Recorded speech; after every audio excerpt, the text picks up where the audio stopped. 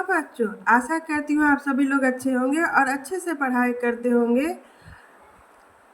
इसके पहले वाले वीडियो में मैंने भूमिका, गद्य क्या है, गद्य पद्य में अंतर आदि बहुत कुछ पढ़ा दिया है। आप लोग देख लीजिएगा यदि ना देखे हो तो। और मैं इसलिए इसे धीरे धीरे, यह चैप्टर बहुत लंबा है और मैं इसे धीरे धीरे पढ़ा रही हूँ। आप लोग इसे धैर्यपूर्वक पढ़ते रहिए, क्योंकि इसको पढ़ने के बाद आप समझिए कि हमने आदि हिंदी के बारे में जान लिया है। तो आज हम आपको पढ़ाएंगे भारतेंदु पूर्व युग और भारतेंदु युग। तो भारतेंदु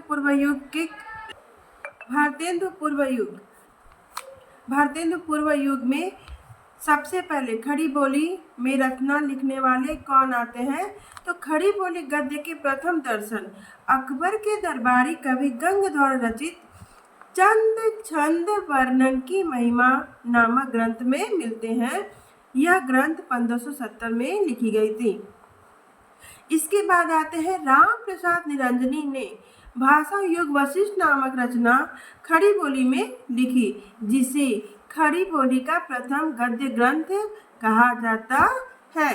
तो खड़ी बोली गद्य का प्रथम ग्रंथ किसे मानेंगे? भाषा योग वशिष्ठ, जो किसके द्वारा लिखा गया है? राम प्रसाद निरंजनी के द्वारा। आगे देखिए, हिंदी के विकास में सर्वप्रथम फोर्ट विलियम कॉलेज कलकत्ता का योगदान रहा। फोर्ट विलियम किसका योगदान रहा? फोर्ट विलियम कॉलेज का रहा। और ये फोर्ट विलियम कॉलेज का है कलकत्ता में।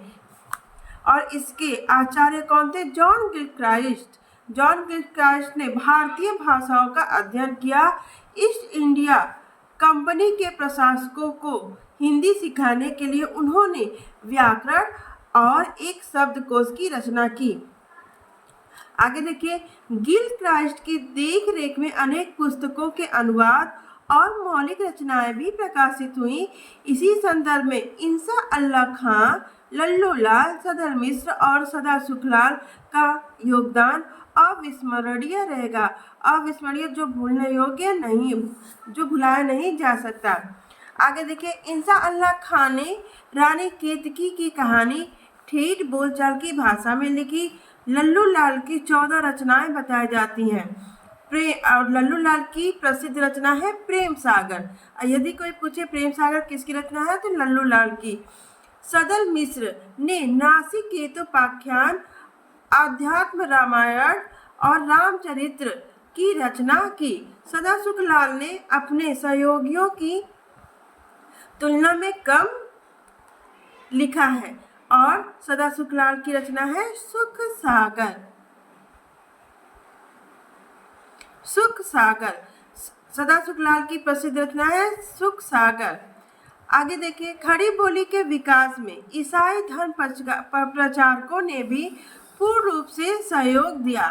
बाइबिल का प्रचार करने के लिए ईसाई मिशनरियों ने खड़ी बोली गद्य में इसका भाषांतर करवाया, अर्थात इसका अनुवाद करवाया और स्वयं के धर्म का संचार किया, अर्थात उसको आगे फैलाया। संचार का अर्थ हो जाएगा फैलाया।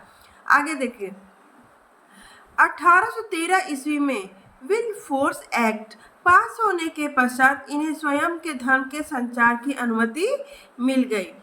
किस एक्ट से इनके अपने धर्म की प्रचार करने की अनुमति मिली? विलफोर्स एक्ट। तब से ईसाइयों ने अपने धर्म का यथेष्ट संचार किया। इन्होंने एक और मुफ्त में ईसाई धर्म की पुस्तकें, पैम्फलेट लोगों में वितरित किए, तो दूसरी ओर छोटे छोटे मिशन खोलने प्रारंभ कर दिए। आगे देखिए, 1817 ईस्वी में कलकत्ता बुक सोसाइटी, 1833 ईस्वी में लगभग आगरा स्कूल बुक सोसाइटी की स्थापना हुई। इससे विभिन्न विषयों की पुस्तकों का प्रकाशन हुआ। तो किस किस सोसाइटी से निम्नलिखित विषयों, विभिन्न विषयों की पुस्तकों का प्रकाशन हुआ? कलकत्ता बुक सोसाइटी और आगरा स्कूल बुक सोसाइटी। आगे देखिए, हिंदी के विकास में पत्र पत्रिकाओं का भी बहुत योगदान रहा। तो देखते हैं, हिंदी के विकास में पत्र पत्रिकाओं का महत्वपूर्ण योगदान रहा है। भारतेंदु पूर्व काल में हिंदी का पहला समाचार पत्र कौन था? उदंत मार्तंड। कलकत्ता से प्रकाशित हुआ। यदि कोई पूछे कि हिंदी का पहला समाचार पत्र कौन है, तो उदंत मार्तंड है। और कहाँ से प्रकाशित होता है? कलकत्ता से प्रकाशित हुआ। 1828 ईस्वी में कलकत्ता से बंगदूत का प्रकाशन आरंभ हुआ, जिसे 1829 में सरकार ने बंद करवा दिया था। आगे देखिए, राजा शिव प्रसाद सितारे हिंद ने बनारस अखबार का प्रकाशन आरंभ किया। तो बनारस अखबार का प्रकाशन किसने किया? राजा शिव प्रसाद सितारे हिंद ने। इसकी भाषा क्या थी? हिंदुस्तानी थी। इसकी शैली क्या थी? उर्दू शैली के विरोध में उर्दू शैली के विरोध में सुधाकर पत्र का प्रकाशन हुआ। इसी क्रम में कलकत्ता से समाचार सुधा वर्षा नामक दैनिक प्रकाशन आरंभ हुआ। यदि कोई पूछे हिंदी का प्रथम दैनिक समाचार पत्र कौन है, तो हिंदी का प्रथम दैनिक समाचार पत्र समाचार सुधा वर्षा है। बच्चों यहाँ ये देखिए, बंगदूत जो कलकत्ता से प्रकाशित होता था, इसके संपादक कौन थे? राजा राम मोहन राय। और जिसे 1829 में सरकार ने बंद करवा दिया था। और ये सब तो मैंने अभी पढ़ाया कि राजा शिव प्रसाद सितारे हिंद ने बनारस अखबार का प्रकाशन आरंभ किया। इसकी भाषा हिंदुस्तानी थी। तो हिंदुस्तानी के विरोध में सुधाकर पत्र का प्रकाशन आरंभ हुआ। इसी क्रम में कलकत्ता से समाचार सुधा वर्षा नामक दैनिक प्रकाशन आरंभ हुआ। यदि कोई पूछे हिंदी का प्रथम दैनिक समाचार पत्र कौन है, तो समाचार सुधा वर्षा, जो 1854 में प्रकाशित हुई थी। पंजाब से नवीन चंद्र राय ने ज्ञान प्रकाशनी पत्रिका निकाली।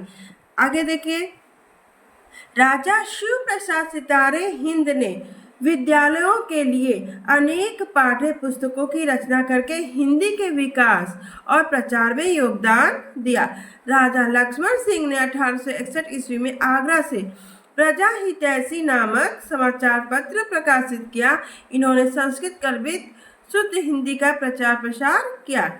राजा लक्ष्मण सिंह ने शकुंतला नाटक का अनुवाद संस्कृत से खड़ी बोली में किया। और चलिए देखिए बच्चों,